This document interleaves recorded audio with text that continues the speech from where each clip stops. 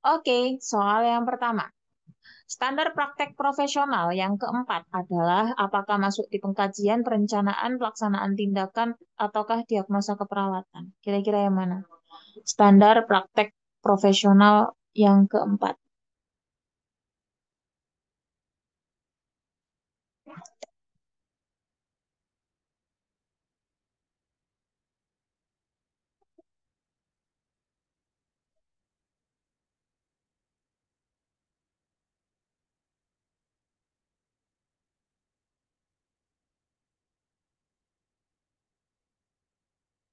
Yuk, apa? Ayo,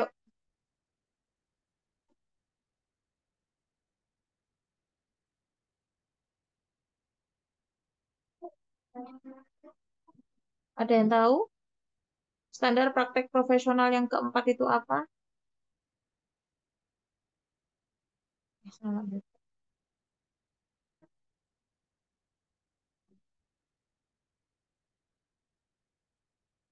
Ya, ada yang tahu nggak?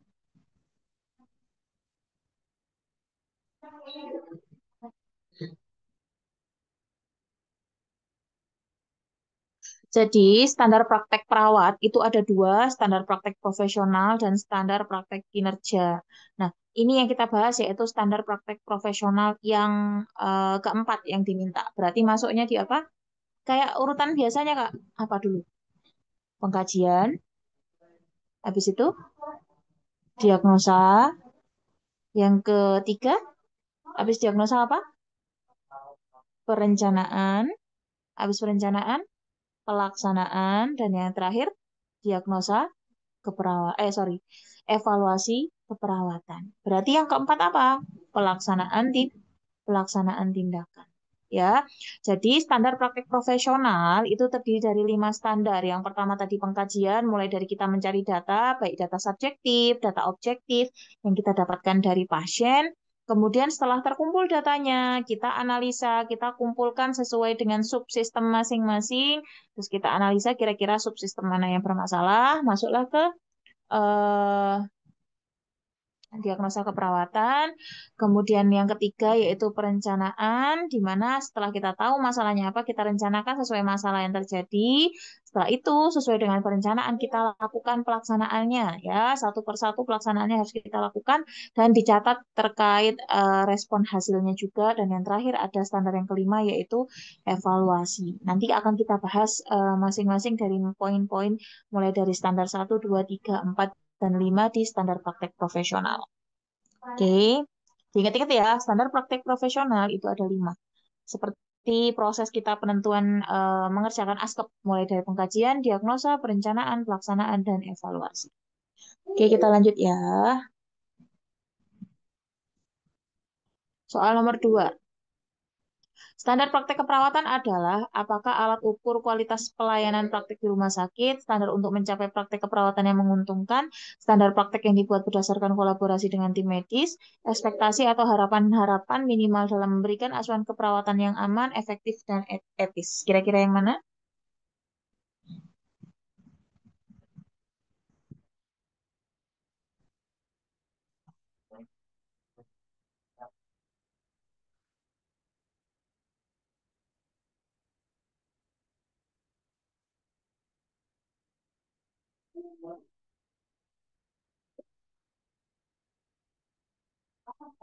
Ayo, masuk yang mana?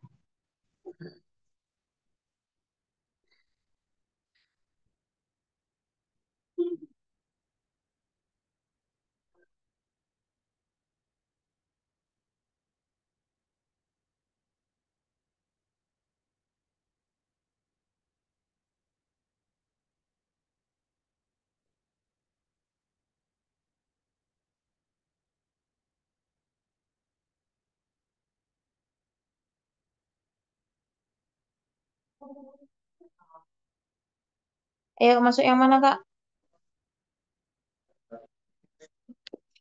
Standar praktek keperawatan?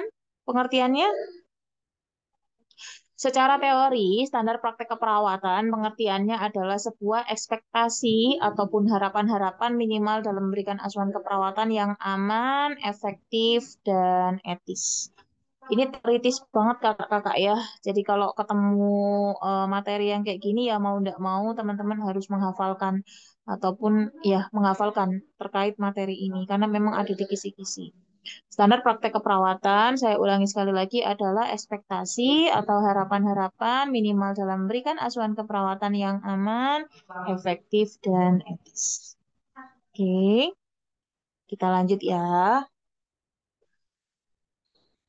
Nomor tiga, perawat bertanggung jawab untuk memperoleh ilmu pengetahuan mutakhir dalam praktek keperawatan. Hal ini sesuai dengan standar kinerja profesional yang keberapa? Apakah ke satu, kedua, ketiga, ataukah keempat? Kira-kira yang mana? Wah, random aja nih kalau misal nggak bisa jawab. Ayo, kau mau Kak coba-coba siapa tahu beruntung. Ayo, masuknya mana yuk?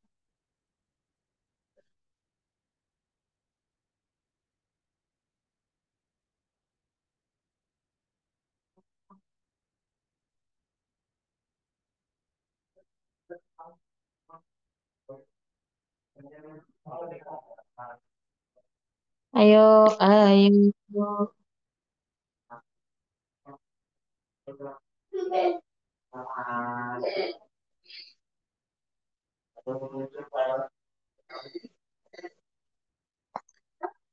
Jadi, perawat bertanggung jawab untuk memperoleh ilmu pengetahuan mutakhir dalam praktek keperawatan. Itu sesuai dengan standar kinerja profesional yang kedua. Jadi, tak sepilkan sebentar sedikit ya. Bentar, tak buka nama materi ini, Kak. Wait, wait. Sip ya. Oke.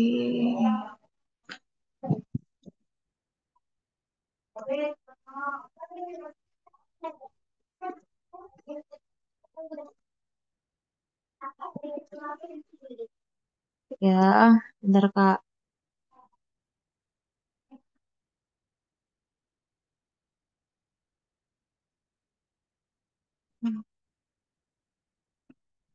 B, ya. Bentar ya, Kak. Dokumen.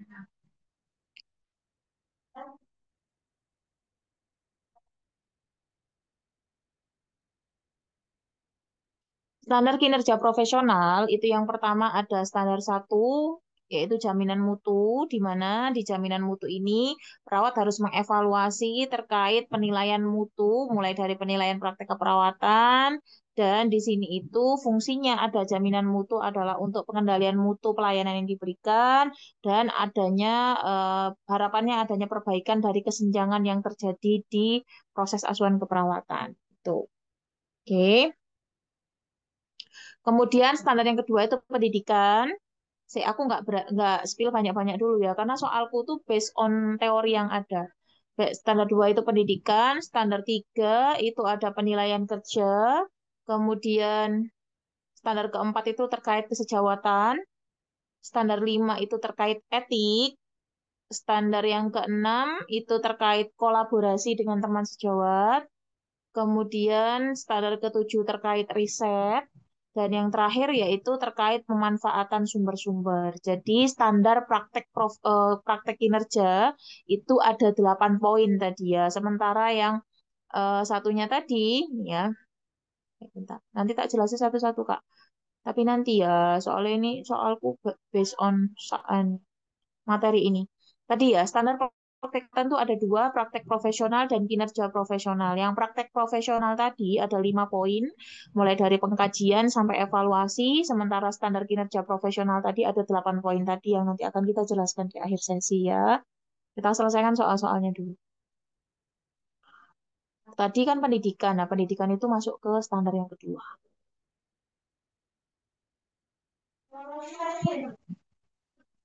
Mana tadi? Iya, perawat bertanggung jawab untuk memperoleh ilmu pengetahuan mutakhir dalam praktek keperawatan. Hal ini sesuai dengan standar kinerja profesional yang kedua.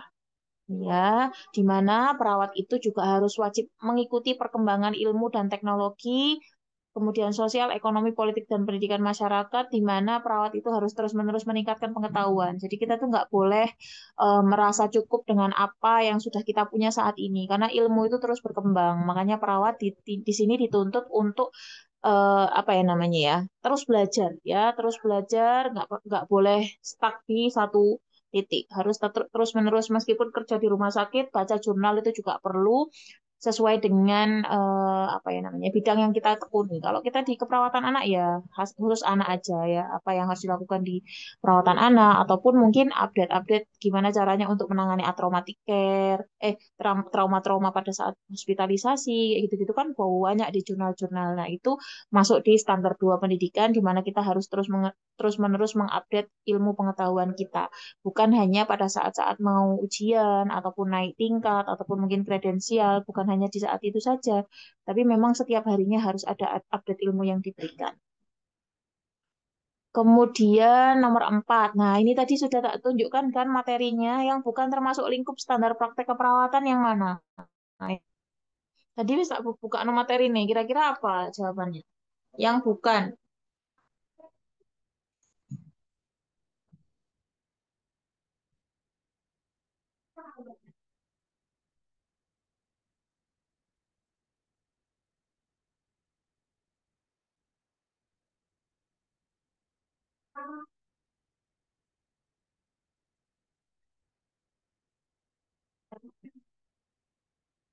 Yuk, masuknya yang mana, Kak? Ayo, yang bukan, Kak.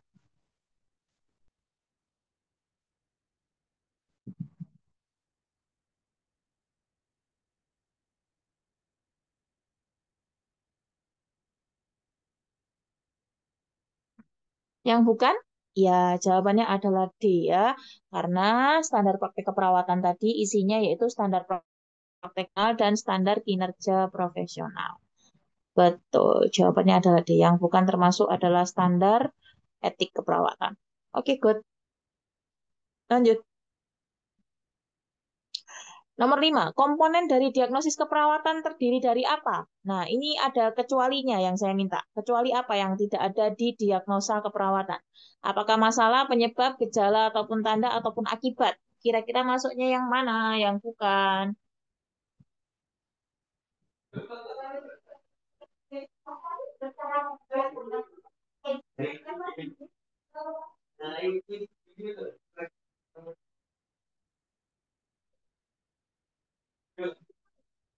Ayo, yang mana yang bukan? Yang di diagnosa keperawatan itu isinya apa aja, Kak?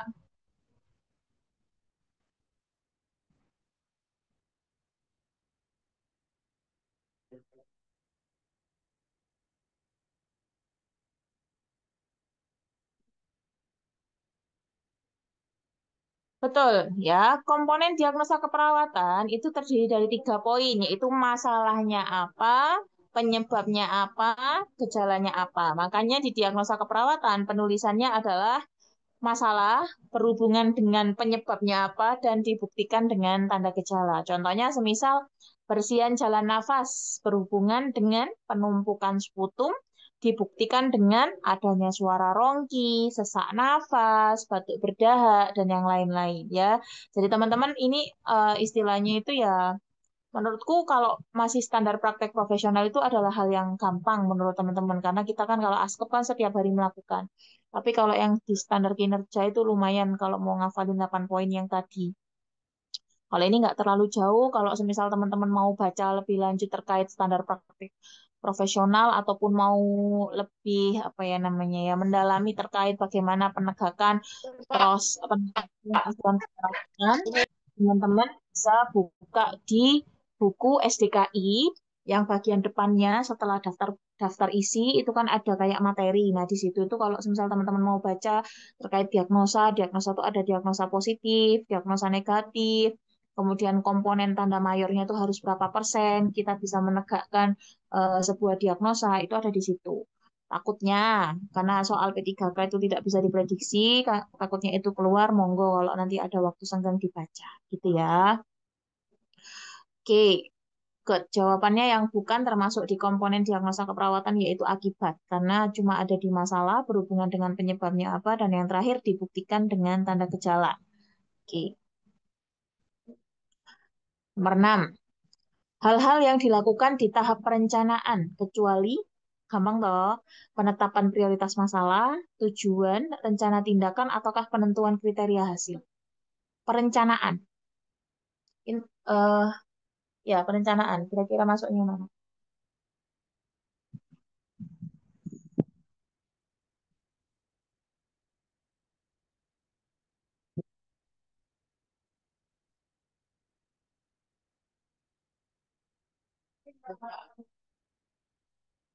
Ayo.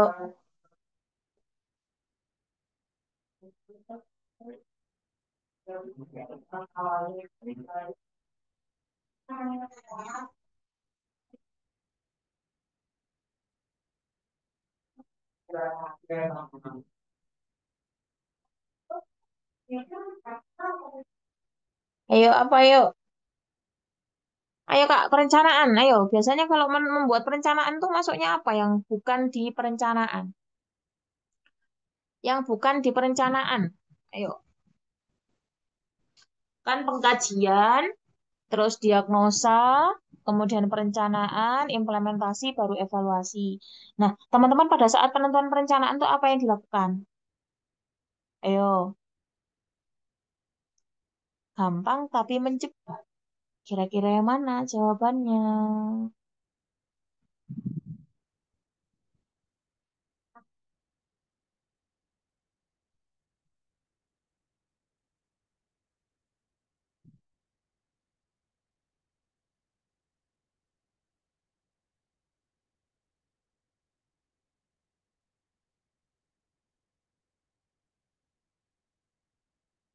A, A apa D? Ayo, A apa D?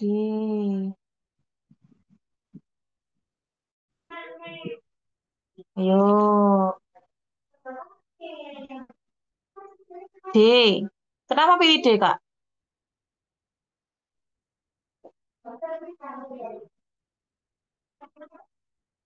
A. Oke, jawabannya adalah D. Jadi sesuai dengan standar perencanaan yang ketiga, di mana perencanaan itu terdiri dari penetapan prioritas masalah. Jadi setelah analisa data, itu kan kita analisa ketemu diagnosanya apa aja ya. Nah, penentuan diagnosa itu cuma sampai di titik di mana diagnosa yang muncul itu apa. Itu standar yang kedua.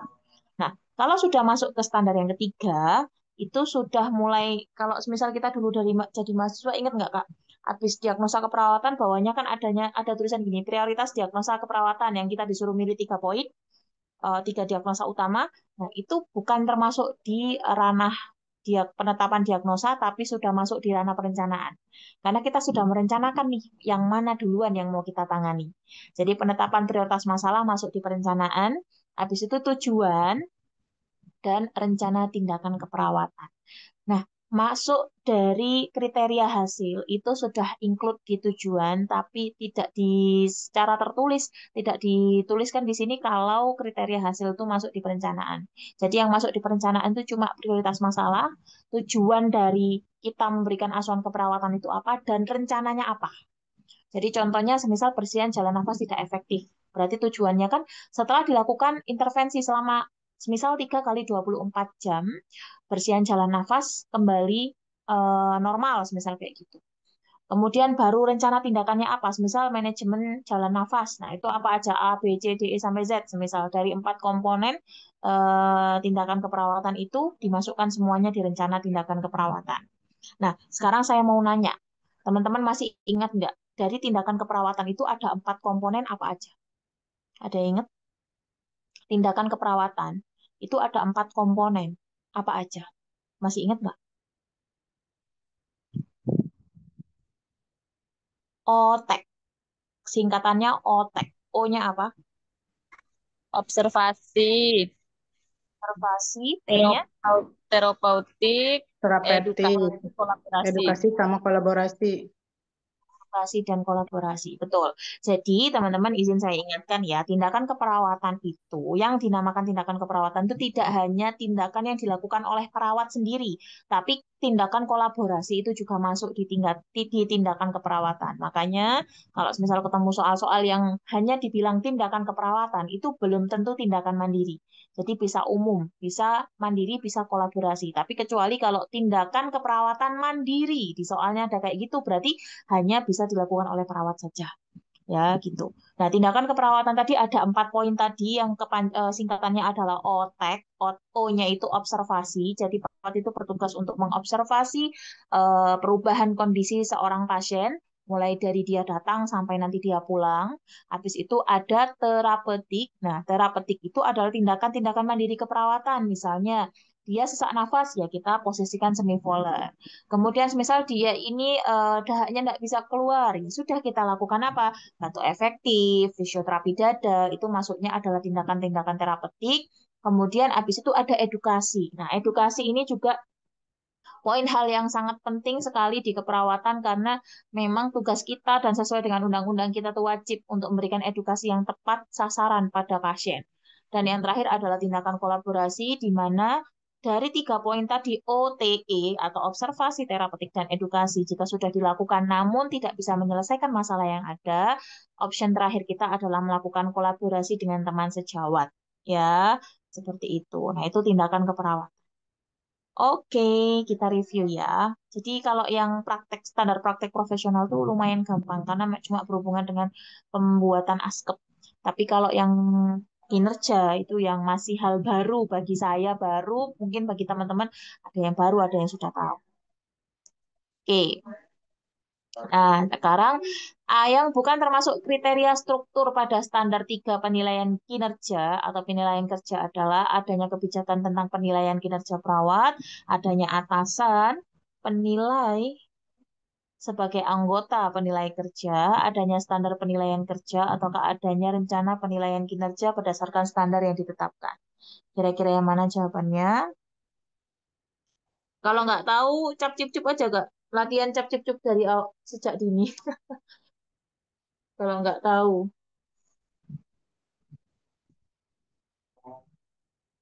Ayo, yang mana jawabannya?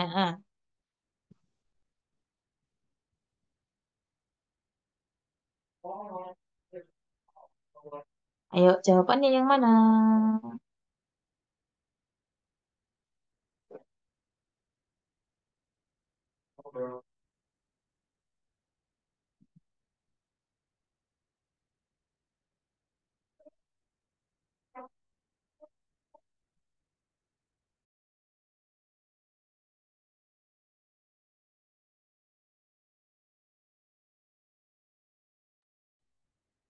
Ayo. Jadi tadi kan ada standar 3 penilaian. Nah, kita masuk spill di poin standar dulu ya. Oke.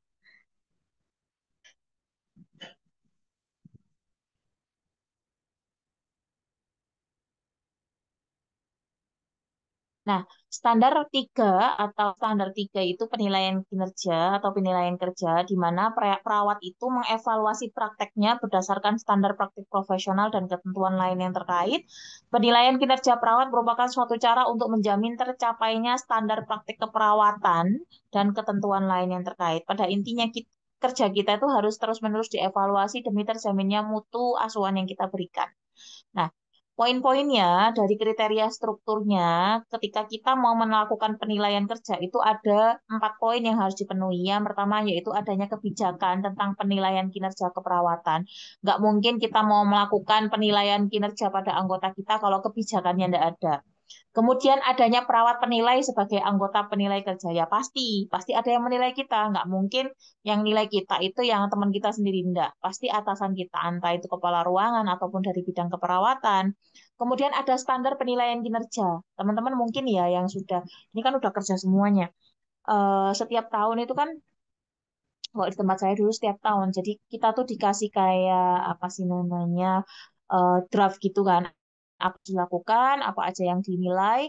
Nanti setelah itu kita melakukan tindakan tersebut. Dan setelah dilakukan tindakan semuanya, biasanya dipanggil oleh kepala ruangan.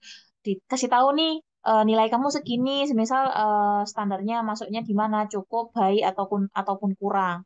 Nanti kurangnya di mana juga nanti akan dievaluasi oleh pihak kepala ruangan ataupun orang bidang gitu. Itu namanya standar penilaian kerja. Jadi sudah ditetapkan oleh bidang ya, apa aja yang harus dilakukan, terus yang kurangnya apa itu nanti akan jadi bahan evaluasi dan terakhir adanya rencana penilaian yang berdasarkan standar yang ditetapkan. Maksudnya apa? Rencana penilaian kinerja itu dilakukan setiap berapa kali sih dalam 1 tahun? Atau misal setahun sekali toh, atau setahun 2 kali di trimester, kok trimester di 6 bulan pertama dan 6 bulan kedua. Itu tergantung dari kebijakan dari masing-masing rumah sakit.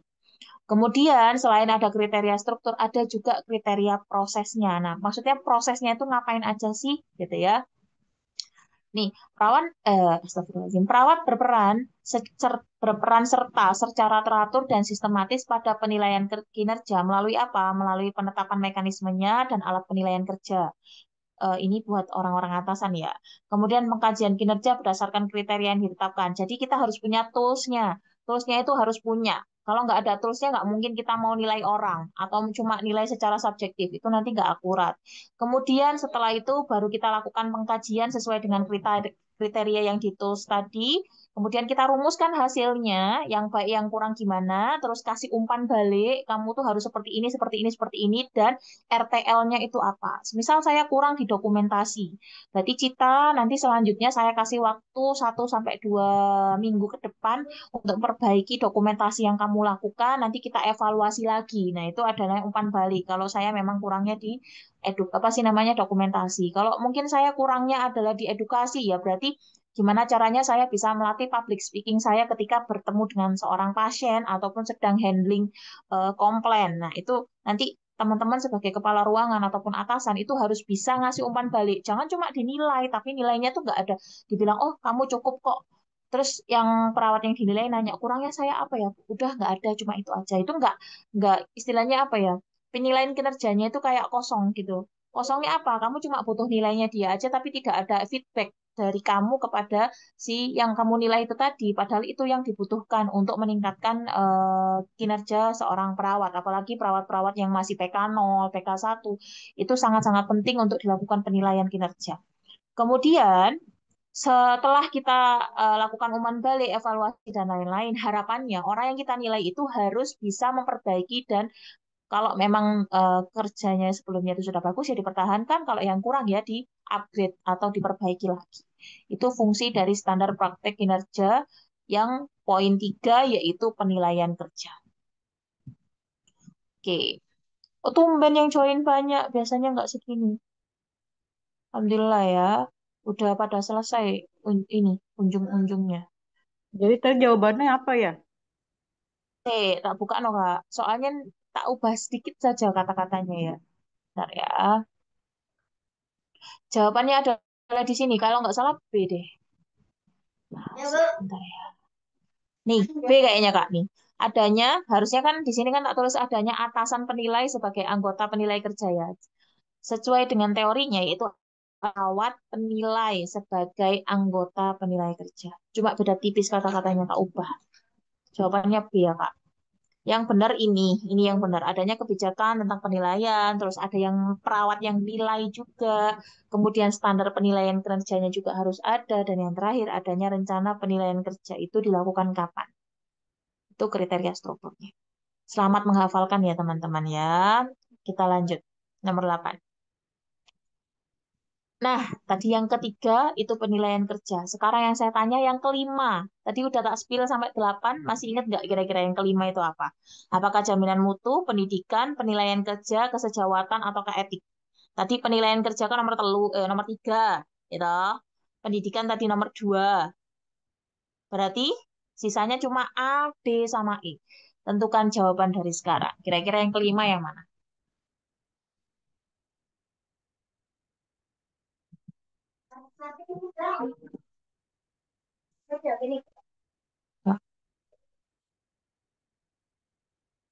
Ayo, jawabannya mana?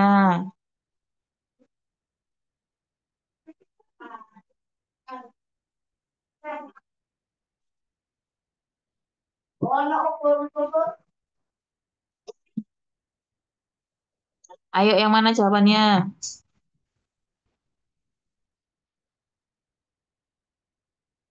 Ayo, ayo,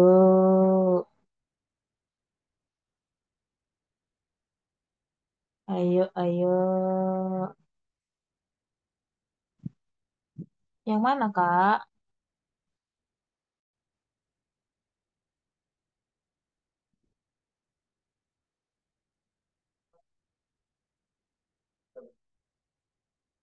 Jawabannya standar yang kelima adalah good. Betul, Kak Afid. Dapat hadiah. Etik ya. Jadi satu, ingat-ingat satu, jaminan mutu, dua, pendidikan, tiga, penilaian kerja, empat, kejawatan, lima, etik, enam, kolaborasi, tujuh, riset, dan delapan itu pemanfaatan sumber-sumber. Direkam, satu, dua, tiga, empat, lima, enam, tujuh, delapan. Jaminan mutu, pendidikan, penilaian kinerja, penilaian kerja, sejawatan, etik, kolaborasi, riset, pemanfaatan sumber-sumber. Itu standar kinerja profesional, 8 standar. Oke, lanjut ya. Sekarang sudah masuk di isu-isu yang muncul di standar praktek perawat. Perbuatan menghentikan atau mencabut segala tindakan atau pengobatan yang perlu untuk mempertahankan hidup manusia adalah apakah eutanasia aktif, eutanasia pasif, eutanasia aktif langsung, ataukah eutanasia aktif tidak langsung? Kira-kira yang mana jawabannya?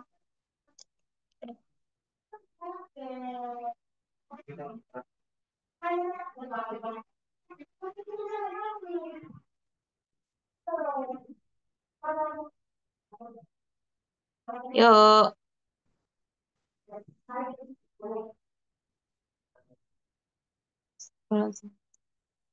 D.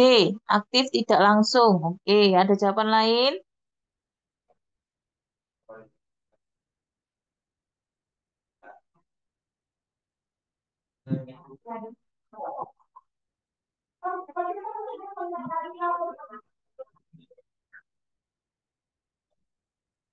Yuk, ada jawaban lain nggak, Kak? Ayo, yang lain jawab, Kak.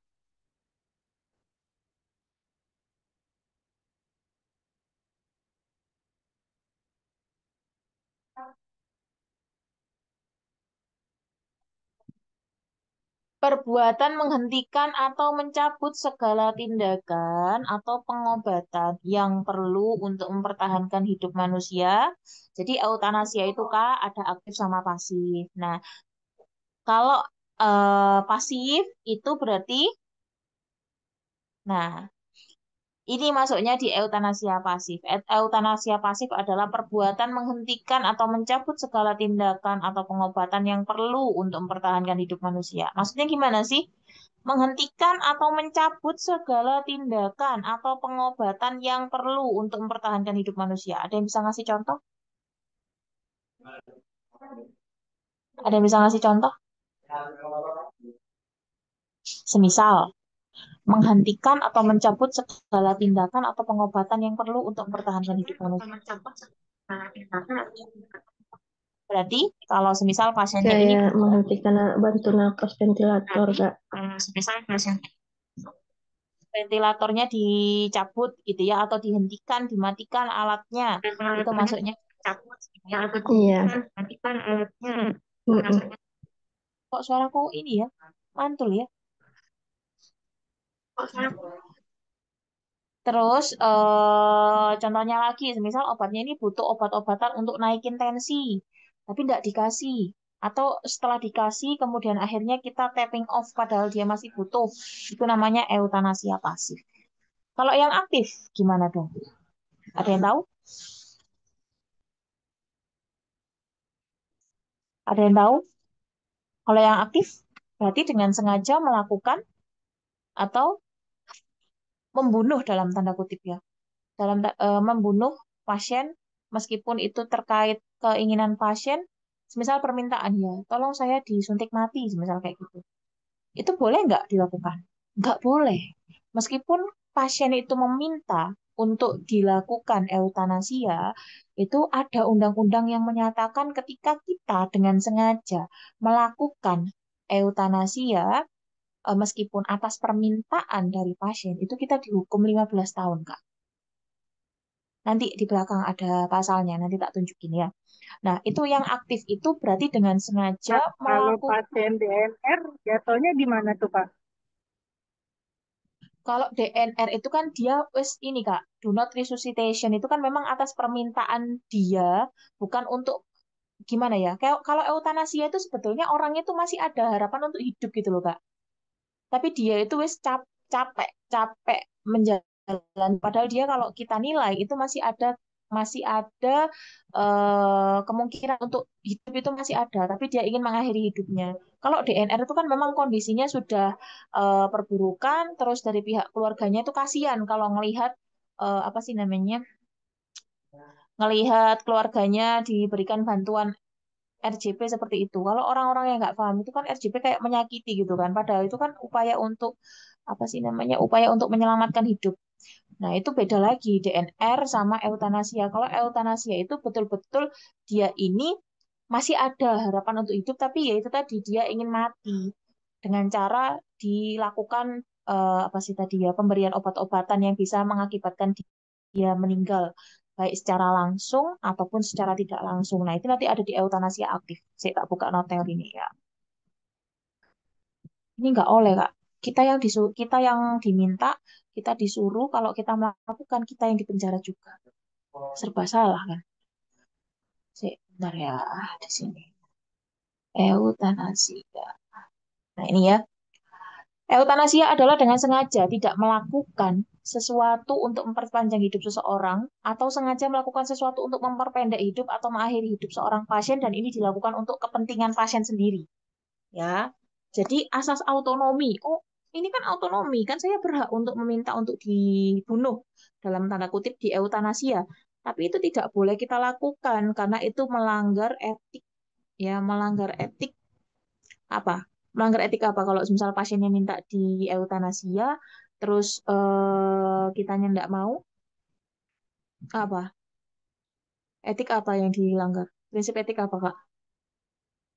Bukan autonomi loh ya. Apa? Apa kira-kira? Beneficient? Non-maleficient? Atau apa? Kalau pasiennya minta di eutanasia terus kita nggak mau atau kita mau melakukan eutanasia, kira-kira apa yang dilanggar?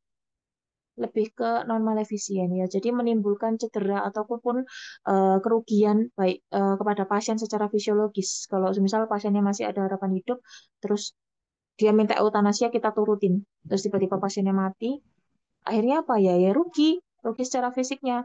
Mungkin pasiennya memang merasa senang karena keinginannya itu dipenuhi, tapi pihak keluarganya bagaimana? Nah, itu pertimbangan dari eutanasia kenapa tidak boleh dilakukan. Kemudian jenis-jenisnya ada pasif dan aktif. Nah, pasif itu adalah perbuatan menghentikan atau mencabut segala tindakan atau pengobatan yang perlu. Harusnya ini diberikan, ya. Sudah diberikan terus tiba-tiba dihentikan, itu namanya pasif. Jadi secara tidak langsung gitu. Tapi kalau yang aktif, itu adalah perbuatan dilakukan secara medis melalui intervensi aktif seorang dokter dengan tujuan untuk mengakhiri hidup manusia. Aku nggak tahu ya obat-obatan apa yang bisa digunakan untuk melakukan euthanasia aktif ini. Entah pemberian obat-obatan dengan overdosis ataupun apa yang bisa mengakibatkan pasien itu meninggal secara langsung. Itu intinya gitu. Itu kalau semisal ada tindakan yang langsung diberikan pada saat itu, kayak di drakor-drakor dimasukin obat seret, terus tiba-tiba pasiennya sesak nafas meninggal, itu namanya eutanasia aktif. Nah, eutanasia aktif itu ada dua. Nah, eutanasia aktif itu ada yang secara langsung dan secara tidak langsung. Nah, ini yang atas itu secara langsung, Kak. Eutanasia aktif secara langsung adalah dilakukannya tindakan medis secara terarah yang diperhitungkan untuk mengakhiri hidup pasien atau memperpendek hidup pasien.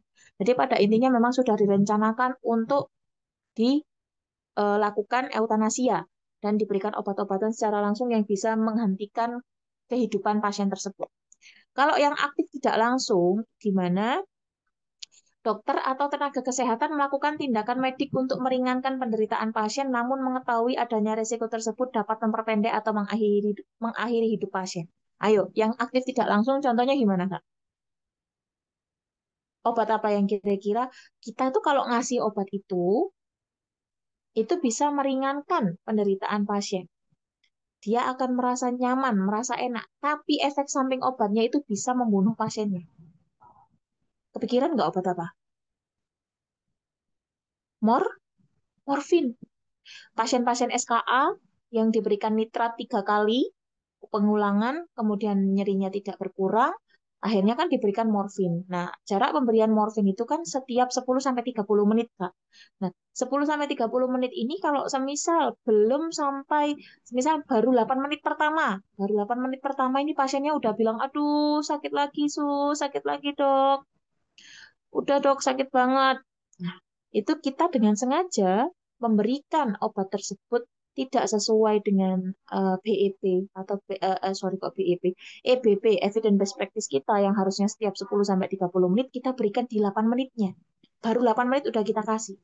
Nah, morfin itu efek sampingnya apa? Depresi, pusat pernafasan. Betul, nyeri si pasien berkurang. Tapi apa efek sampingnya? Tiba-tiba nafasnya berdenyut. Ya, terus akhirnya gak nafas pasiennya. Gara-gara kita berikan obat yang memang tujuan kita itu meringankan kok keluhannya. Tapi efek sampingnya itu bisa membunuh pasien. Itu namanya eutanasia aktif secara tidak langsung. Kalau yang langsung itu ada, aku nggak tahu obatnya apa, pokoknya disuntik terus pasiennya meninggal gitu, Bro. Itu kalau yang langsung. Kalau yang tidak langsung berikan obat yang tujuannya meringankan keluhan, tapi efek sampingnya itu bisa membunuh pasien. Kemudian, nah ini pasal-pasal yang berkaitan dengan eutanasia. Ayo Kak, ini pantengin Kak ya. Nanti soalnya ada yang muncul dari soal ini. 3 soal. Pasal 344 KUHP itu bilang, barang siapa yang menghilangkan jiwa orang lain atas permintaan orang itu sendiri yang disebutnya dengan nyata dan sungguh-sungguh, 12 tahun. Dihukum penjara selama-lamanya 12 tahun. Jadi contohnya pasiennya bilang, dok atau sus, tolong suntik mati saya. Itu kan permintaan. Kita turutin. Tapi ketika digusut ya kita tetap masuk penjara karena sudah ada pasal 344 ini yang mengatakan bahwa dengan sengaja menghilangkan nyawa orang lain meskipun itu atas permintaan pasiennya tetap dihukum 12 tahun. Ya. Kemudian pasal 338 KUHP mengatakan bahwa barang siapa dengan sengaja menghilangkan jiwa orang lain dihukum karena membuat mati dengan penjara selama-lamanya 15 tahun. Lama-lama ya Kak ya hukumannya ya. Kemudian pasal 340 KUHP, barang siapa dengan sengaja direncanakan terlebih dahulu menghilangkan jiwa orang lain dihukum karena pembunuhan yang perencanaan dengan hukuman mati atau hukuman seumur hidup. Ini biasanya kita dengar-dengar di ini ya di TV ya kalau ada hukum pembunuhan berencana, misal eutanasianya ini berencana, ini misal apa sih namanya? Istri sah sama istri pertama sama istri kedua. Yang istri pertama ini sakit ya. Istri kedua ngajak kong kali kong dokternya nih. Suntik mati aja dok. Ya udah direncanain suntik mati. Akhirnya yang istri pertama meninggal pasti kusut. Yang kena dua-duanya tadi dokter sama istri yang kedua. Dua-duanya dihukum sesuai dengan pasal 340 KUHP yaitu pembunuhan berencana dihukum mati ataupun selama-lamanya seumur hidup. Kemudian yang terakhir, pasal yang berkaitan dengan eutanasia, yaitu pasal 359, di mana barang siapa karena salahnya menyebabkan matinya orang dihukum penjara selama-lamanya 5 tahun atau kurungan selama-lamanya 1 tahun. Ini maksudnya dengan tidak sengaja ya. Misal kita ngasih obat yang harusnya dosisnya cuma 750 miligram, terus tiba-tiba kita kasihnya 1 gram terus ternyata ada efek overdosis yang sampai pasiennya meninggal. Nah, itu masuknya di pasal 359 KUHP, hukumannya 5 tahun atau 1 tahun. Ngeri ya hukumannya. Tuh, itu eutanasia. Oke, habis ini ada soalnya jangan jangan lupa ya. 344, 338, 340, 359. Habis ini ada soalnya. Wait. Kita lanjut ya.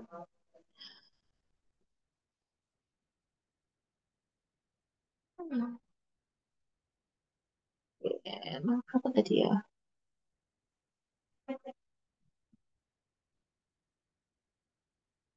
Nah, nomor 10. Dokter atau tenaga kesehatan melakukan tindakan medik untuk meringankan penderitaan pasien, namun mengetahui adanya resiko tersebut dapat memperpendek atau mengakhiri hidup. Ayo, nek salah tak jewer online. Kira-kira mana nih, Kak? Tadi udah tak jelasin loh, Kak. Aktif pasif, aktif langsung, atau aktif tidak langsung? Ayo, yang mana yuk?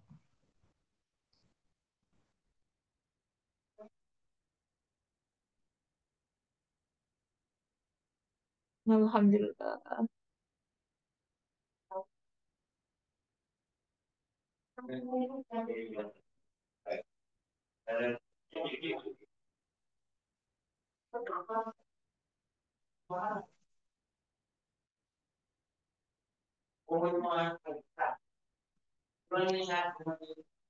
Ayo.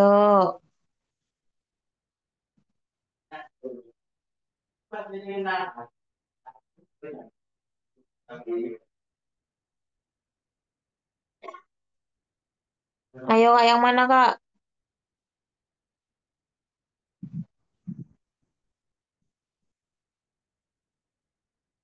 Loh, kok kono sing jawabnya kan di kabeh iki. Kak, jawaban yang mana, ayo? Melakukan tindakan medik yang dia ini tujuannya meringankan penderitaan pasien, tapi dia tahu kok resiko itu kalau dikasih gini, bisa mengakhiri hidup. Ayo, yang mana tadi?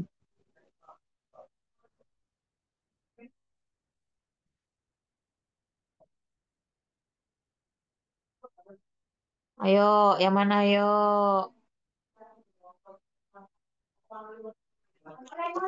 Lo. Ah, ini ingatan jangka pendeknya ini ya.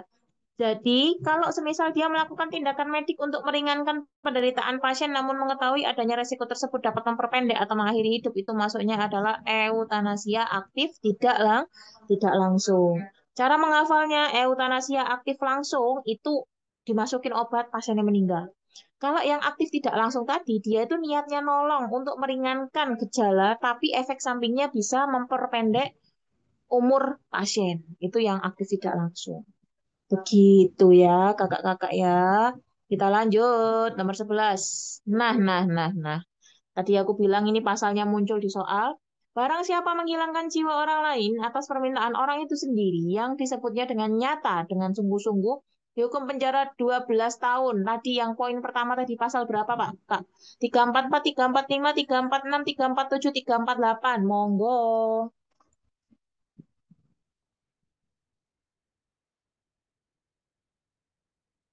Yakin dah 344 itu ada jawaban lain dah? Aduh, astagfirullahaladzim. Ada jawaban lain dah?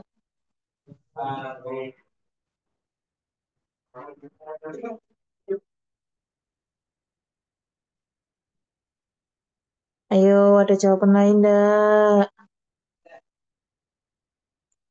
Jawabannya adalah betul. Pasal 344 KUHP mengatakan, barang siapa menghilangkan jiwa orang lain atas permintaan orang itu sendiri, yang disebutnya dengan nyata, dengan sungguh-sungguh dihukum penjara selama-lamanya 12 tahun. Itu pasal 344 KUHP. Yuk, lanjut ya. Nomor 12. Barang siapa dengan sengaja menghilangkan jiwa orang lain dihukum karena membuat mati dengan penjara selama-lamanya 15 tahun. Pasal berapa?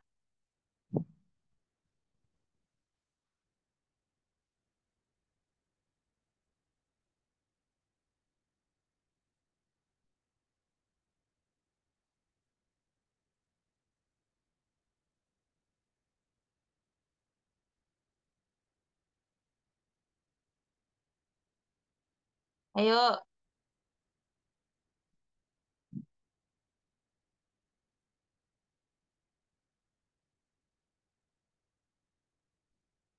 ayo, yang mana kakak?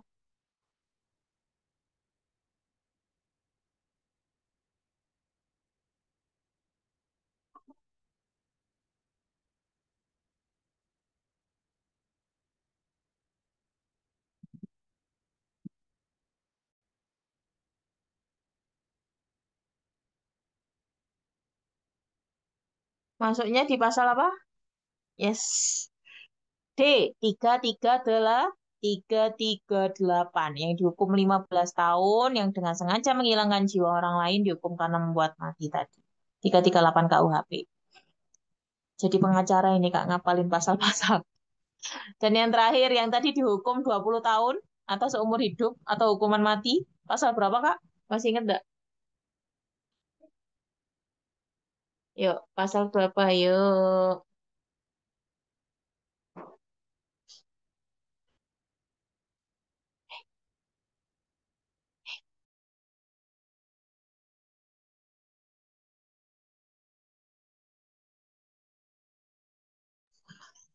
Yuk, pasal berapa yang tadi? dihukum 20 tahun lamanya. Pasal berapa, Kak?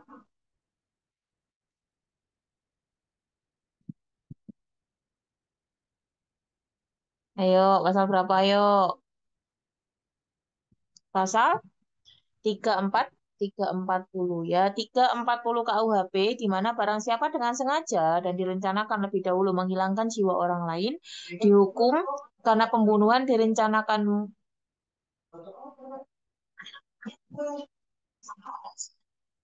dengan hukuman mati atau penjara selama-lamanya seumur hidup atau penjara sementara selama-lamanya 20 tahun. Jawabannya adalah I.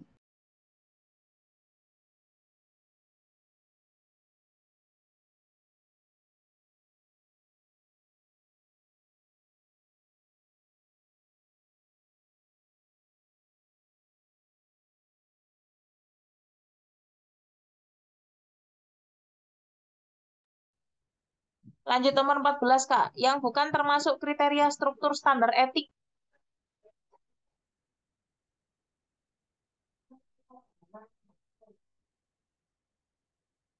Yang mana yuk? Adanya komite etik kesehatan, adanya kriteria masalah etik, adanya mekanisme penyelesaian masalah etik, adanya program pencatatan terkait masalah etik profesi keperawatan. Kira-kira yang mana jawabannya?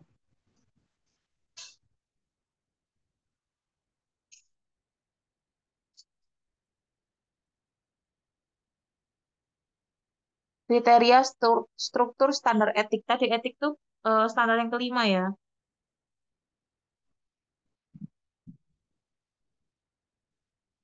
Kira-kira masuknya yang mana?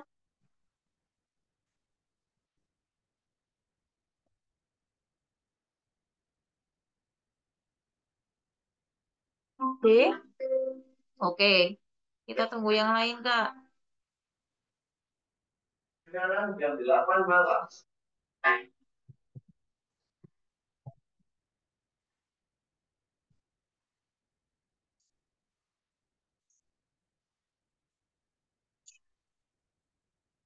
D. Oke, ada jawaban lain? Jawabannya adalah D, ya. Jadi kriteria struktur itu adanya komite etik keperawatan, adanya kriteria masalah etik, mekanisme penyelesaian masalah etik, dan yang terakhir yaitu adanya program pembinaan etik profesi keperawatan. Di sini tadi tak ubah di program pencatatan, ya. Jadi yang betul itu adanya program pembinaan etik profesi keperawatan. Nanti tak spill di akhir aja ya sekalian ya materinya semuanya, nanti tak ulang dari awal sampai akhir. Lanjut nomor 15. Yang ditanya sekarang kriteria proses, tapi kriteria struktur standar etik, kira-kira yang mana? Apakah A, B, C, D, E?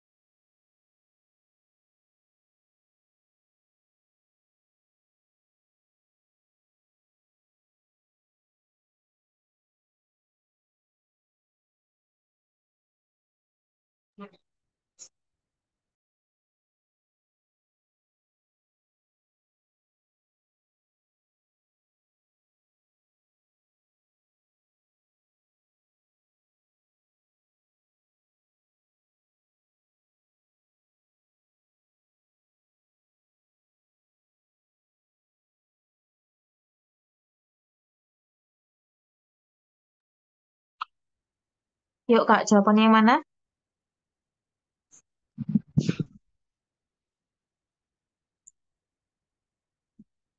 Jawabannya adalah C ya. Jadi kriteria proses untuk standar etik keperawatan yang pertama adalah praktek keperawatan itu harus berpedoman pada kode etik. Oke. Kemudian perawat menjaga kerahasiaan pasien atau confidentiality.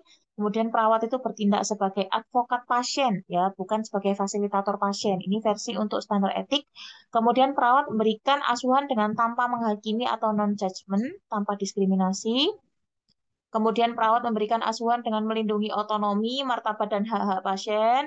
Dan yang terakhir yaitu perawat mencari sumber-sumber yang tersedia untuk membantu menetapkan keputusan etik. Jadi jawabannya adalah C, kriteria prosesnya. Di sini yang saya ubah adalah perawat bertindak sebagai fasilitator pasien, harusnya sebagai advokat pasien. Gitu.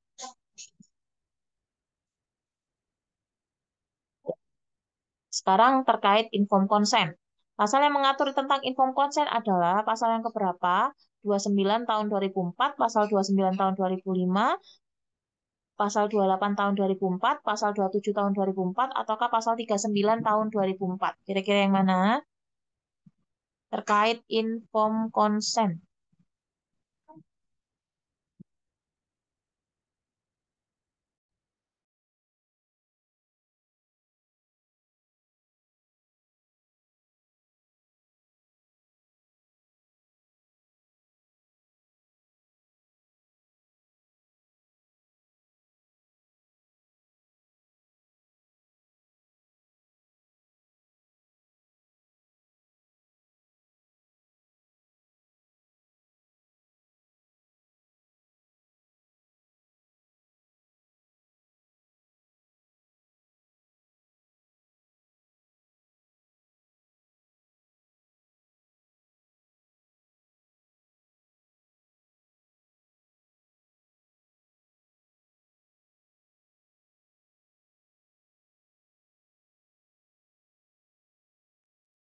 Yuk masuk yang mana, Kak?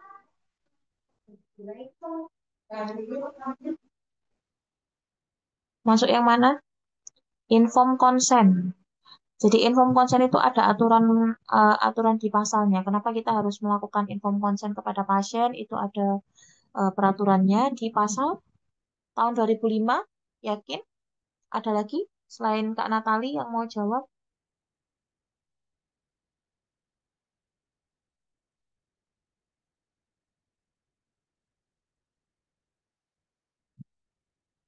Yuk jawabannya mana? A. A apa B, Kak?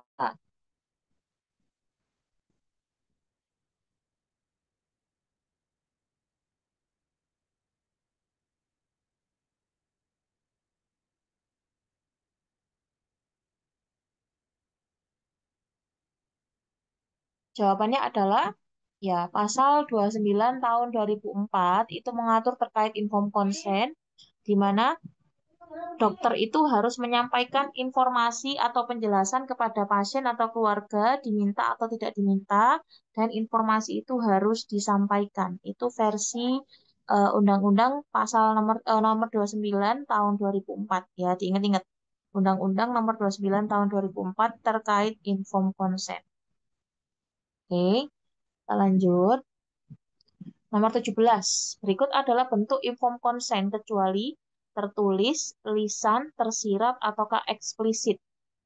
Bentuk dari informed consent. Kira-kira yang mana? Kecuali.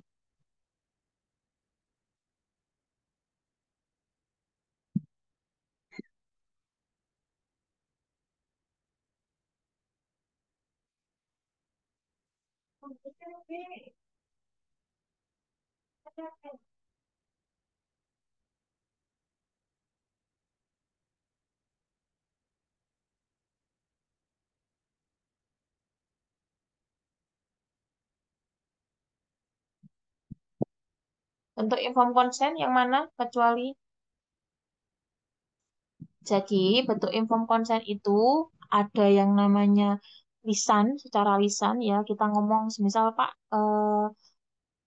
kayak misal ya, Pak, hari ini mau dilakukan perawatan luka, apakah Bapak bersedia? Nah, itu kan kita memberitahukan, terus kita menanyakan kesediaan secara lisan saja. Oh iya, suster, ya itu maksudnya informed consent secara lisan. Kemudian tertulis. Kalau tertulis itu biasanya kalau kita minta persetujuan-persetujuan dipasang infus ataupun hal-hal yang tindakan-tindakan invasif yang lain itu tertulis ataupun mungkin terkait penggunaan alat-alat yang membutuhkan biaya tambahan kayak infus pump, siring pump, kayak gitu-gitu kan kalau di swasta tuh dimintain ACC ya. Itu masuknya informed consent juga. Dan yang terakhir itu tersirat atau dianggap diberikan yaitu dalam keadaan gawat darurat ya. Jadinya kita semisal pasiennya datang di IGD, kondisinya ini udah lemes terus tiba-tiba henti nafas, henti jantung. Kita tanpa meminta persetujuan dari pihak keluarga, kita langsung melakukan tindakan tersebut.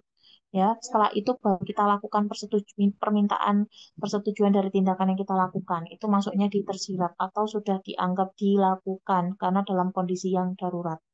Kayak gitu. Oke, kemudian nomor 18, 5 elemen mayor informed consent, kecuali yang mana? Apakah persetujuan harus diberikan secara sukarela? Persetujuan harus diberikan oleh individu atau seseorang yang mempunyai kapasitas dan mengerti. Pasien harus diberi informasi yang cukup untuk kemudian menjadi orang yang mampu mengambil keputusan. Kemudian informed consent ini apakah dilakukan mengenai sesuatu hal yang khas ataukah tindakan itu juga dilakukan untuk prosedur yang penting? Kira-kira yang mana?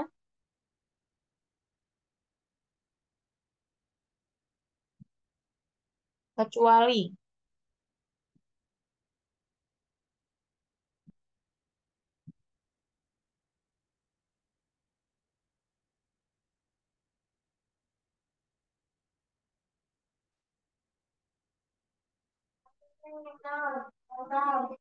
Yuk, jawaban yang mana yuk?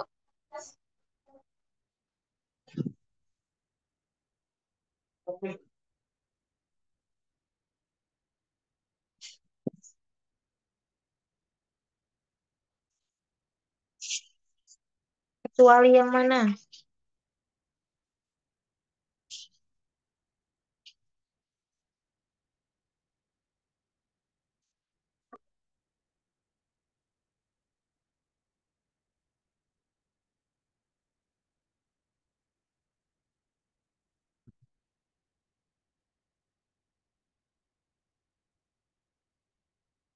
Kecuali yang E, di mana tindakan itu harus dilakukan pada situasi yang sama.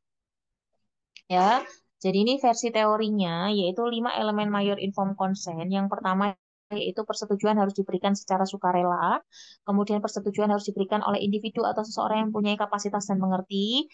Biasanya diminta kalau semisal anak pasien kita ambil anak yang paling tertua ataupun kalau bisa anaknya itu di atas umur 18 tahun. Kemudian pasien harus diberi informasi yang cukup untuk kemudian menjadi orang yang mampu mengambil keputusan. Jadi di informed consent itu harus kita jelaskan terlebih dahulu maunya apa, tindakannya itu apa aja. Baru nanti minta kepada keluarganya untuk memutuskan apa yang harus diambil gitu. Kemudian informed consent itu dilakukan pada hal-hal yang khas. Jadi nggak semua tindakan itu dimintakan informed consent ya. Biasanya informed consent itu hanya pada tindakan-tindakan yang invasif ataupun tindakan-tindakan yang membutuhkan biaya tambahan seperti itu. Kemudian yang terakhir yaitu tindakan itu juga dilakukan pada situasi yang sama. Maksudnya situasi yang sama gimana? Ya, pada saat itu kita minta inform consent apa? Semisal dia butuhnya dipasang NGT, ya udah kita minta inform consent untuk pemasangan NGT. Setelah itu ya kita lakukan NGT-nya, pemasangannya. Gitu. Jadi bukan minta inform consentnya sekarang, dilakukan tindakannya baru 1 minggu ke depan, itu enggak. Ya, kecuali kalau semisal memang dia ini perencanaan operasi itu beda lagi. Tapi kalau semisal dia itu yang konteksnya adalah perawatan rawat inap, ya kita minta tanda tangan pada saat itu, kita menjelaskan pada saat itu, ya kita lakukan setelah kita di ACC baru langsung kita lakukan tindakannya. Maksudnya itu, poin E. Ya, kemudian yang terakhir, bukan sih, 2 soal lagi. Kolaborasi dengan antar teman sejawat masuk di standar kinerja profesional yang keberapa tadi? Kolaborasi nomor berapa, Kak?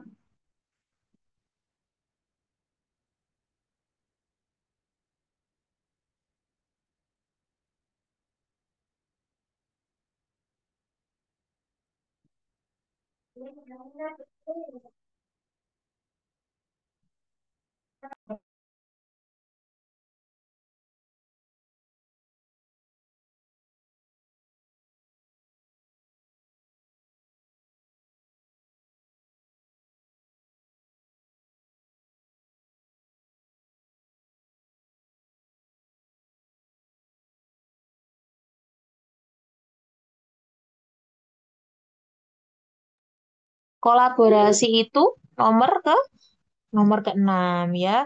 Perawat berkolaborasi dengan pasien, keluarga, dan semua pihak terkait serta tim multidisiplin untuk memberikan asuhan keperawatan kepada pasien. Kriteria strukturnya adanya kebijakan kerja tim, kemudian perawat dilibatkan dalam menetapkan kebijakan, adanya jadwal pertemuan berkala, dan tersedianya mekanisme untuk menjamin keterlibatan pasien dalam pengambilan keputusan tim.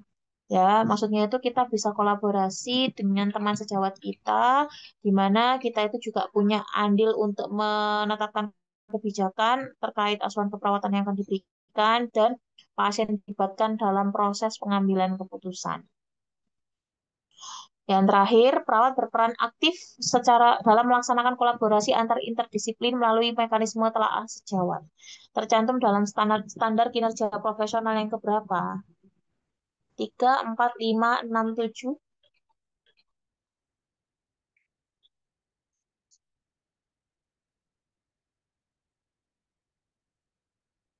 Kira-kira masuk yang mana? Perawat berperan serta aktif dalam melaksanakan kolaborasi antar interdisiplin melalui mekanisme telaah sejawat tercantum dalam standar kinerja profesional yang keberapa dalam kesejawatan. Ya, kesejawatan ini. Perawat berperan serta aktif dalam melaksanakan kolaborasi antar interdisiplin melalui mekanisme telaah sejawat. Itu masuknya di standar keempat atau kesejawatan. Kita bahas dari awal aja ya. Bentar.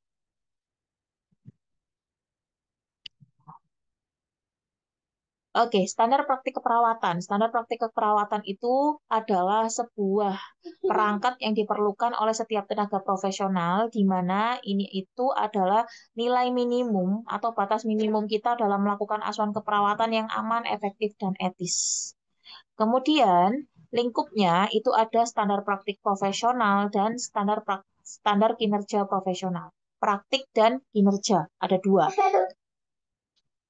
Standar praktik profesional itu tadi mulai dari standar 1 yaitu pengkajian di mana perawat mengumpulkan data tentang status kesehatan pasien secara sistematis, menyeluruh, akurat, singkat, dan berkesinambungan. Kemudian pengumpulan data dilakukan dengan cara wawancara, observasi, pemeriksaan fisik, dan mempelajari data penunjang, mulai dari pengumpulan data dari pasien, kemudian dari hasil pemeriksaan penunjang, serta mempelajari catatan-catatan lain, ya, dan sumber datanya tadi dari pasien, keluarga, ataupun orang terkait, dari rekam medis, ataupun hasil penunjang yang lainnya. Itu di standar 1.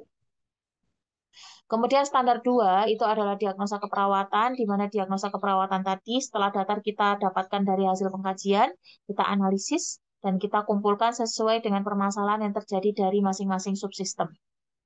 Kemudian di sini diagnosa keperawatan itu dijadikan dasar pengembangan rencana intervensi keperawatan dalam mencapai peningkatan penyembuhan penyakit serta pemulihan kesehatan pasien.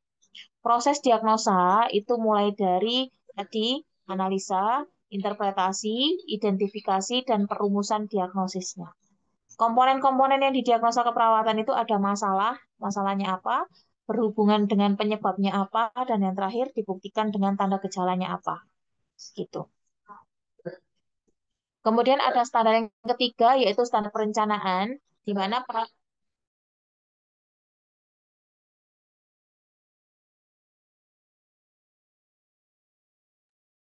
mana perawat itu membuat rencana tindakan keperawatan untuk mengatasi masalah kesehatan dan meningkatkan kesehatan pasien. Itu perencanaan. Perencanaan tadi terdiri dari penetapan prioritas masalah, tujuan, dan rencana tindakan keperawatan. Kemudian standar yang keempat yaitu implementasi, di mana perawat itu mengimplementasikan tindakan yang telah diidentifikasi dalam rencana asuhan keperawatan. Perawat mengimplementasikan rencana asuhan keperawatan untuk mencapai tujuan. Jadi setelah kita tetapkan rencananya tadi, tujuannya apa, ya sudah kita lakukan atau kita implementasikan kepada pasien, di mana kriteria hasilnya adalah terdokumentasinya tindakan keperawatan dan jangan lupa respon pasiennya juga harus tercatat di proses implementasi. Semisal kita melakukan tindakan pemberian oksigen nasal kanul, semisal 4 liter per menit.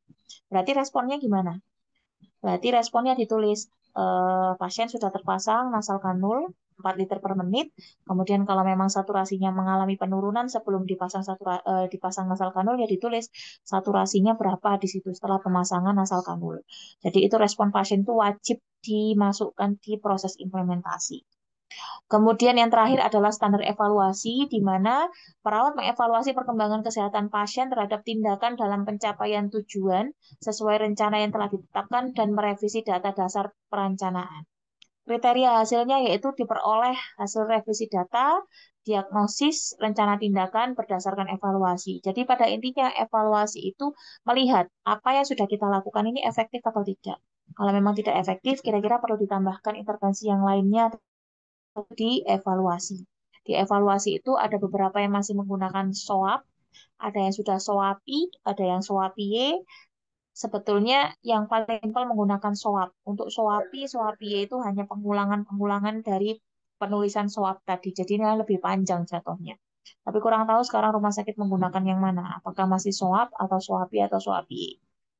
Kalau mahasiswa beberapa ada yang menggunakan sudah sampai di SOAPIE. Jadi SOAP-nya itu panjang evaluasinya. Kemudian standar kinerja, tadi kan standar praktik, sekarang standar kinerja.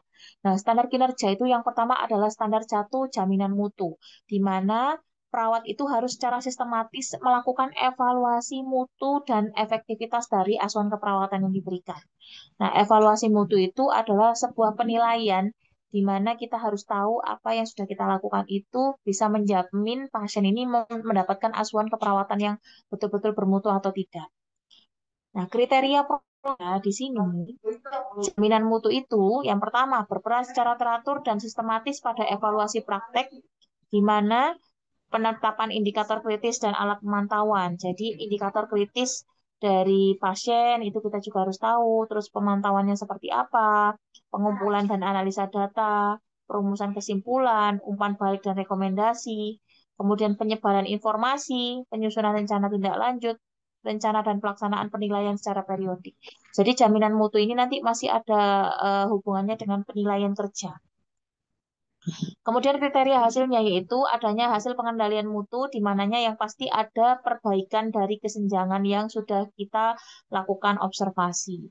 Itu standar 1, jaminan mutu. Standar yang kedua yaitu pendidikan, bahwa perawat itu bertanggung jawab untuk memperoleh ilmu pengetahuan mutakhir dalam praktek keperawatan. Pada intinya, di standar 2 pendidikan itu adalah perawat harus punya update ilmu yang terus-menerus dilakukan ya. Jadi nggak boleh puas di satu ilmu, harus ada update. BTCLS saja setiap beberapa tahun sekali pasti ada update-nya. Sama, kita perawat juga harus ada update. Entah itu update-nya ilmunya dari rumah sakit sendiri secara internal ataupun kita ikut pelatihan di luar boleh. Atau mau baca jurnal juga bisa.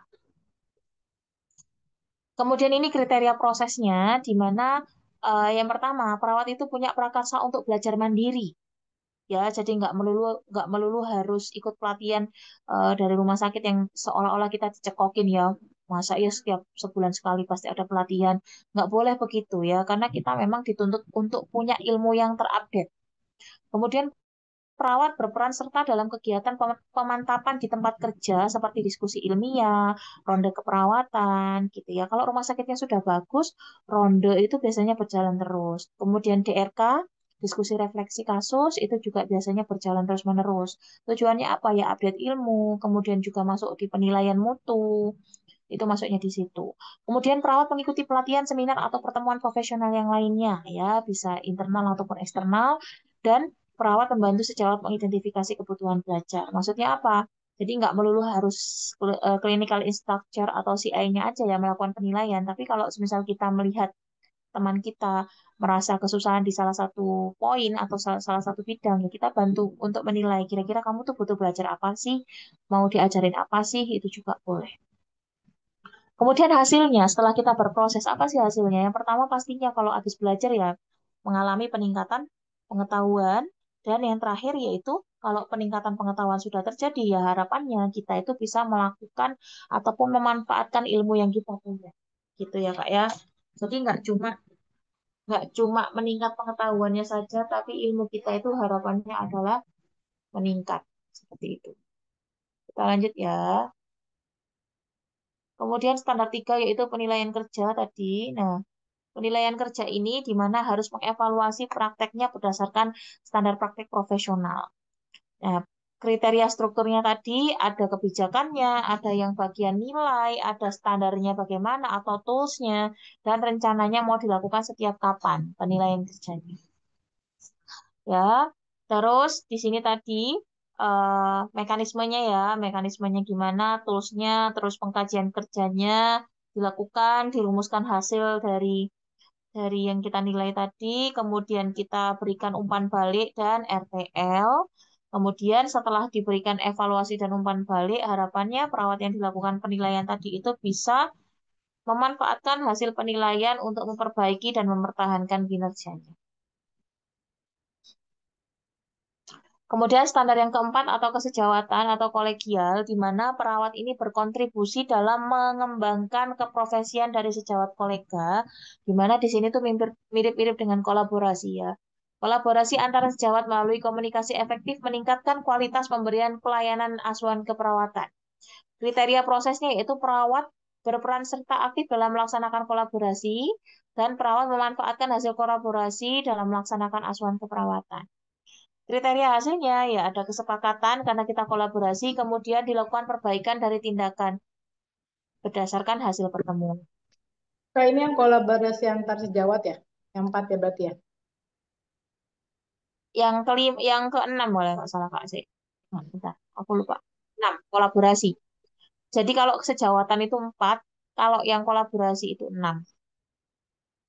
Jadi kita itu kalau yang saya analisa ya, kalau standar kesejawatan itu maksudnya kita tuh wajib untuk berkolega dengan sejawat yang lainnya, karena kita nggak bisa hidup sendiri.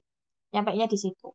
Nah, setelah itu nanti kita lebih jauhnya lagi berkoleganya seperti apa itu diatur di standar yang keenam yaitu di kolaborasi. Gitu, Pak.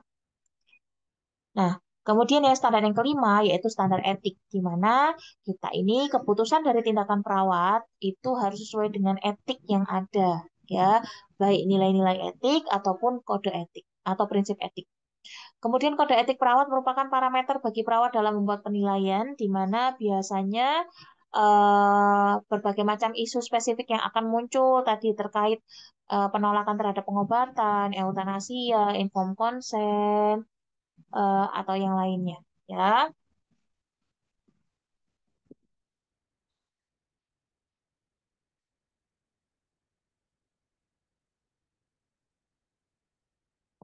kriteria strukturnya harus ada komite etik keperawatan, ada ya di masing-masing rumah sakit. Kemudian adanya kriteria masalah etik. Jadi komite etik itu harus tahu kriteria masalah-masalah yang berhubungan dengan etik itu apa aja. Kemudian udah pasti ada mekanismenya untuk penyelesaian masalahnya dan ada program pembinaan etik profesi keperawatan. Program pembinaan etik itu kalau misal dilakukan pada perawat-perawat yang mungkin melanggar prinsip etik yang masih bisa dimaafkan, jadi dibina untuk perbaikan selanjutnya. Kemudian kriteria proses. Nah, kriteria proses itu praktek perawat berpedoman pada kode etik, perawat menjaga kerahasiaan, perawat itu bertindak sebagai advokat, perawat itu memberikan tindakan tanpa judging atau non-judgment. Kemudian perawat memberikan asuhan dengan melindungi otonomi pasien, dan perawat itu mencari sumber-sumber yang tersedia untuk membantu menetapkan keputusan etik. Ini. Ya, hasil ada bukti dalam catatan tentang pasien bahwa isu-isu etik ditemukan dan dibahas dalam pertemuan tim. Ya, kalau semisal memang ada isu etik di situ ya dibahas di pertemuan bersama dengan tim kita. Kemudian kalau semisal ada yang melakukan kesalahan ya dilakukan pembinaan tadi dengan tujuan agar dia bisa menerapkan konsep dari kode etik yang sudah ada. Kemudian yang keenam tadi kelanjutan dari kesejawatan yang poin 4 itu adalah kolaborasi, di mana di sini tidak hanya berkolaborasi dengan sejawat saja, tapi juga dengan pasien dan keluarga dalam proses asuhan keperawatan kepada pasien. Kriteria strukturnya adanya kebijakan kerja tim dalam memberikan asuhan kesehatan, kemudian dilibatkan dalam menetapkan kebijakan, adanya jadwal pertemuan berkala, dan tersedianya mekanisme untuk menjamin keterlibatan pasien dalam pengambilan keputusan tim. Jadi pasien itu harus tahu dia mau diapain, kemudian dia juga bisa memutuskan mau atau tidaknya. Itu masuk di standar ke-6 kolaborasi. Kriteria prosesnya ya, yang pertama adalah perawat berkonsultasi dengan profesi lain. Ini lebih kayak ke ronde, Kak. Ya, keenam ini lebih kayak ke ronde keperawatan. Kita konsultasi dulu, ini kenapa ya, Kak? Ya, pasien ini kok nggak sembuh-sembuh atau kok kondisinya perburukan terus. Kemudian perawat mengkomunikasikan pengetahuan dan keterampilan perawat sehingga sejawat dapat mengintegrasikannya dalam asuhan keperawatan. Misal tadi kita mengeluh ini kok nggak sembuh-sembuh. Tadi udah tak lakukan A, B, C, D, E, misal tapi kok ya tetap sama aja gitu kan. Habis itu kita libatkan pasien juga. Terus kalau semisal ada sesuatu yang memang harusnya pasien dapatkan tapi belum pasien dapatkan, kita bisa melakukan fungsi advokat kita untuk membela hak-hak pasien yang belum tercukupi. Kemudian tadi kolaborasi atau dalam tanda kutip kita melakukan ronde keperawatan. Hasilnya, yang pertama, ada bukti bahwa perawat merupakan anggota atau bagian integral dari tim multidisiplin. Berarti memang kita terlibat dalam proses penyelesaian masalah pasien dan ada bukti terjadinya kolaborasi. Semisal apa? Ya dari CPPT itu kan kelihatan tindakan-tindakan yang mau dilakukan secara bersama-sama itu apa aja. Ya. Yang ke selanjutnya yaitu standar yang ketujuh, riset. Perawat menggunakan hasil riset dalam praktek keperawatan, di mana perawat sebagai profesional mempunyai tanggung jawab untuk mengembangkan pendekatan baru dalam praktek keperawatan melalui riset. Biasanya ini kalau riset-riset itu yang dilakukan adalah mulai dari orang-orang pendidikan ya, maksudnya dosen atau profesor-profesor. Kriteria struktur yaitu tersedianya kebijakan institusi tentang riset, tersedianya ada terus adanya kesempatan bagi perawat untuk melakukan atau berpartisipasi dalam riset sesuai dengan tingkat pendidikan, ataupun tersedia peluang dan fasilitas untuk menggunakan hasil riset. Biasanya kalau yang perawat-perawat di rumah sakit, yang riset itu ya teman-teman yang melanjutkan pendidikan, kita ngambil kasus-kasus yang sesuai dengan yang ada di rumah sakit, ataupun mungkin kalau rumah sakitnya rumah sakit pendidikan, riset itu ya pasti akan terus-menerus dilakukan, ada timnya sendiri. Kemudian kriteria prosesnya, yaitu perawat mengidentifikasi masalah keperawatan terkait praktek yang memerlukan riset. Perawat menggunakan hasil riset, ya kalau sudah diidentifikasi, sudah ada hasilnya, digunakan hasilnya, dilakukan risetnya, menggunakan hasil, menjamin adanya mekanisme untuk melindungi manusia sebagai subjek, kemudian mengembangkan dan mengimplementasikan serta mengevaluasi dari riset. Kemudian kalau semisal diperlukan untuk konsultasi dari pakar ya boleh mendatangkan pakar-pakar tentu dari luar dan perawat berkewajiban dalam mendiseminasikan hasil riset. Mendiseminasikan itu maksudnya menyebarkan hasil risetnya biar orang-orang yang lainnya itu juga bisa menggunakan hasil dari riset yang kita lakukan. Kemudian kriteria hasilnya. Biasanya riset itu based on case ya. Misal ini contohnya ya, misalnya luka. Luka itu udah dirawat berkali-kali. Nggak sembuh-sembuh. Udah ganti dressing, tapi nggak sembuh-sembuh. Akhirnya perawat ini mau nyoba pakai madu asli. Kita lakukan riset. Mulai dari hari pertama sampai misal 1 bulan menggunakan madu. Misalnya gitu.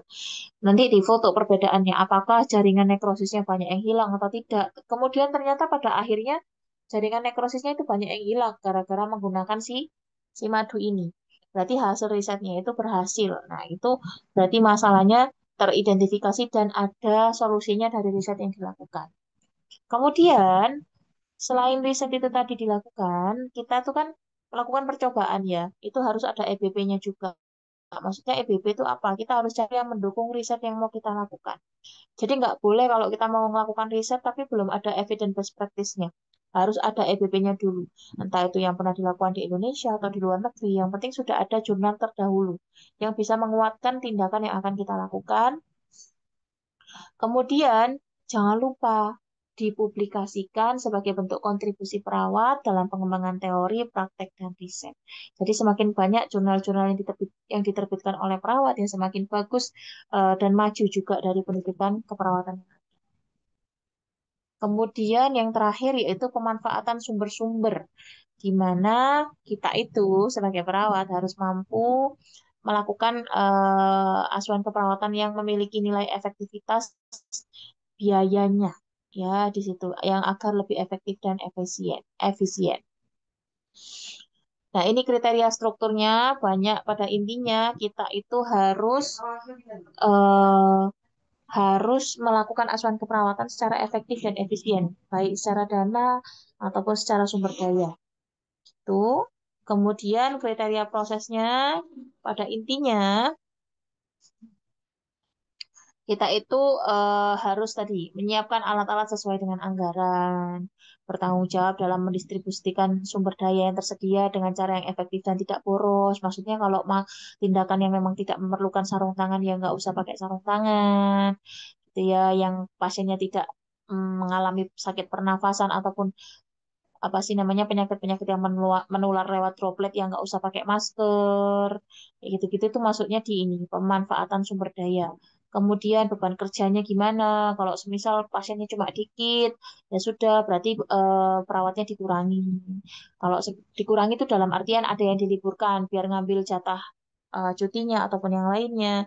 Kalau semisal pasiennya banyak membludak, butuh tenaga lebih banyak ya, yang harusnya mau ngambil cuti atau mau ngambil libur ditunda atau diundur itu masuknya di situ ya. Kemudian kriteria hasilnya adanya laporan bulanan anggaran untuk memberikan gambaran pola pengeluaran dan penyesuaian anggaran. Ini kayaknya untuk kepala ruangan ya. Kemudian terwujudnya loyalitas karyawan terhadap kelompok kerjanya karena kepuasan kerja dan kontribusi pekerjaannya diakui dan dihargai. Adanya otonomi dalam pengaturan sumber daya, pemanfaatan sumber-sumber pelayanan yang ada, dan terwujudnya pelayanan yang memperhatikan keamanan, efektivitas, dan biaya yang sesuai. Biasanya yang kalau apa sih namanya melakukan pelayanan yang efektif dan sesuai itu rata-rata kita ada di tempat-tempat yang jauh dari kota yang memang alatnya seadanya dan kita harus apa sih namanya mengasah kreativitas kita agar tetap bisa melakukan asuhan keperawatan secara efektif dan efisien. Isu legal dan tantangan dalam praktek profesional keperawatan yang pertama yaitu tadi eutanasia, di mana eutanasia ini dengan sengaja tidak melakukan sesuatu untuk memperpanjang hidup seseorang, ataupun sengaja melakukan sesuatu untuk memperpendek hidup. Eutanasia tadi dibagi dua, yaitu ada eutanasia pasif dan aktif. Eutanasia pasif adalah perbuatan menghentikan atau mencabut segala tindakan atau pengobatan yang perlu untuk mempertahankan hidup manusia. Pada intinya harusnya dia ini mendapatkan obat-obatan naikin tensi, sebelumnya sudah dikasih terus tiba-tiba di tapping off atau dikurangi dosisnya, itu masuknya eutanasia pasif. Kemudian eutanasia aktif itu memang dengan sengaja melakukan tindakan untuk mengakhiri hidup. Nah, aktif itu dibagi dua, langsung dan tidak langsung. Yang langsung itu adalah tindakan medisnya secara terarah diperhitungkan. Berarti kalau misal tak masukin obat A nih, nanti jarak 30 menit pasiennya KO, misalnya kayak gitu. Itu namanya aktif. Kalau yang aktif tidak langsung, itu tadi dia sangat nilai rencananya itu mau mengurangi beban ataupun mengurangi keluhan yang dialami oleh pasien. Ternyata kok efek sampingnya bisa membunuh. Itu eutanasia aktif tidak langsung. Nah, ini pasal-pasal yang berkaitan dengan eutanasia tadi ya, Kak ya. Ada 344, 338, 340, 359. Ini minta tolong Kak ya, eh, kita jadi pengacara dadakan ya, apalin ya pasal-pasal ya, nggak cuma ini. Pasal aborsi, pasal aborsi, kemudian kemarin itu pasal apa aja ya? Yang terkait SIP, STR, kemudian konsil, kayak gitu-gitu Kak. Tolong ya dihafalin ya Kak ya, takutnya keluar. Kemudian ini ada inform consent, isu inform consent, di mana inform consent adalah sebuah persetujuan oleh pasien untuk menerima suatu tindakan dan prosedur setelah mendapatkan informasi yang diberikan secara lengkap. Jadi tidak boleh kita itu cuma bilang, Pak, besok di ini ya, apa sih endoskopi ya. Terus habis itu minta tanda tangan. Habis tanda tangan pasiennya bingung. Endoskopi itu apa sih? Kok di endoskopi?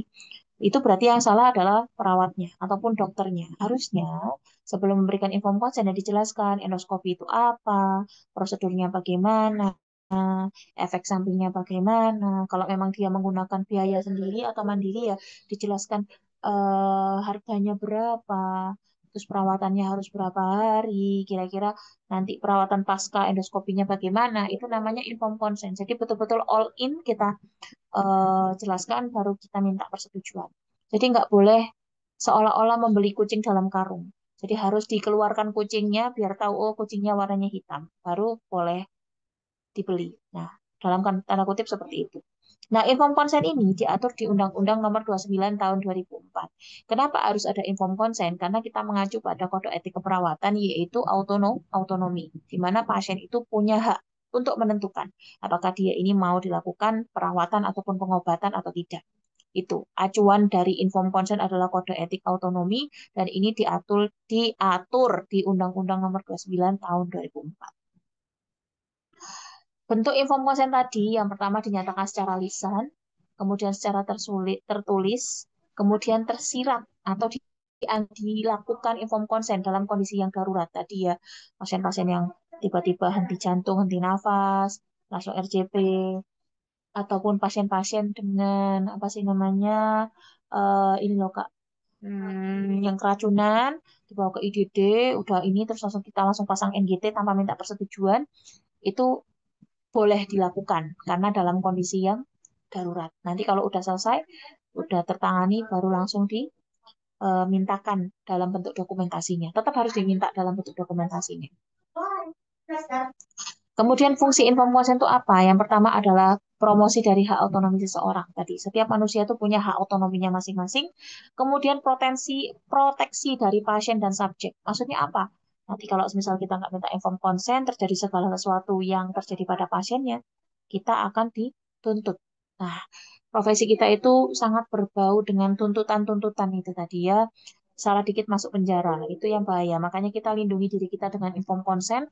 Kemudian mencegah terjadinya penipuan paksaan melakukan sebuah tindakan, menimbulkan rangsangan kepada profesi medis untuk mengadakan introspeksi terhadap diri sendiri. Maksudnya gimana? Dimana kita itu harus tadi kita sebagai tenaga medis harus menginfokan segala sesuatu yang akan kita lakukan, dan kalau semisal ada sesuatu yang tidak kita infokan sampai terjadi kesalahan, itu nanti yang nyesel kita sendiri. Makanya kita harus introspeksi. Kira-kira apa ya yang belum saya lakukan dalam memberikan asuhan keperawatan. Dan harus teman-teman saling mengingatkan. Kalau swasta itu, aku nggak tahu ya kalau yang di rumah sakit negeri.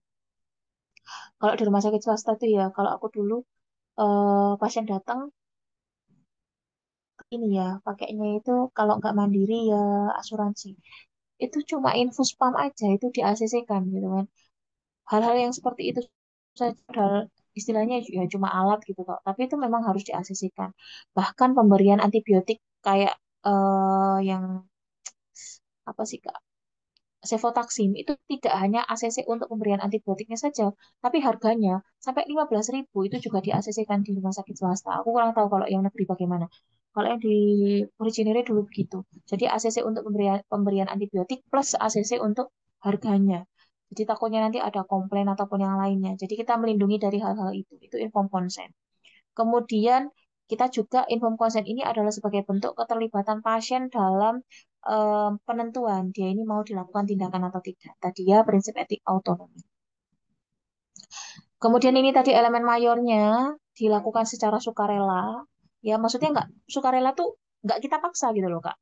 Pak, besok endoskopi, kita jelasin. Endoskopi bla bla bla bla bla bla. Gimana Pak? Kalau sudah saya jelaskan seperti ini, apakah Bapak bersedia untuk dilakukan endoskopi? Kalau memang orangnya mau ya secara sukarela, oh iya saya mau suster. Ya sudah Pak, kalau Bapak bersedia langsung tanda tangan di situ. Tanpa paksaan ya Pak ya. Iya, itu berarti secara sukarela. Kemudian persetujuan harus diberikan oleh individu atau seseorang yang punya kapasitas dan mengerti. Maksudnya apa? Kalau semisal orang tuanya yang sakit, yang nunggu itu anaknya yang mungkin umur kelas 5 SD. Apakah bisa kita meminta persetujuan dia? Bisa enggak anak umur segitu kita minta persetujuan? Tidak diperbolehkan, meskipun itu anaknya, cuma satu itu anaknya, nggak boleh. Berarti kita harus mencari keluarga yang lainnya, misalnya istrinya. Oh, istrinya meninggal, Kak. Ya sudah, kita cari keluarga yang lainnya yang istilahnya itu dalam kapasitas dia ini sudah akil balik, kalau bahasa agama Islamnya, sudah mengerti atau akil balik. Minimal kalau di peraturan itu di usia 18 tahun ke atas. Gitu. Kemudian, pasien harus diberi informasi yang cukup untuk kemudian menjadi orang yang mampu mengambil keputusan. Tadi, kita nggak boleh jualan kucing dalam karung. Harus dibuka karungnya biar kucingnya kelihatan. Sama, kita tidak boleh melakukan tindakan tanpa menjelaskan seluk-beluk tindakan yang akan kita lakukan. Jadi harus dijelaskan dari A sampai Z, kupas tuntas, baru mereka bisa mengambil keputusan.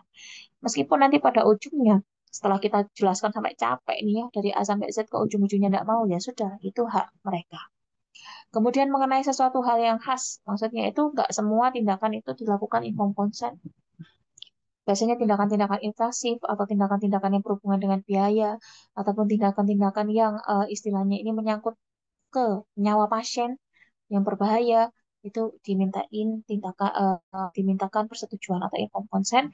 Dan yang terakhir harus dilakukan pada situasi yang sama. Maksudnya ketika kita meminta persetujuan ya, setelah itu juga tindakan akan kita lakukan. Contohnya tadi anaknya ini butuh dipasang infus karena anaknya ini dehidrasi atau susah makan. Ya sudah, berarti setelah minta ACC langsung kita lakukan ya. Kemudian oke, sudah. Itu Kak, pusing ya. Itu sih standar praktek keperawatan. Nanti ini kalau standar praktek perawatan profesional. Udah.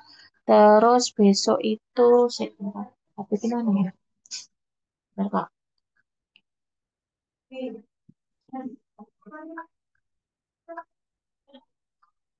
Bentar ya. Jadwalnya apa ya?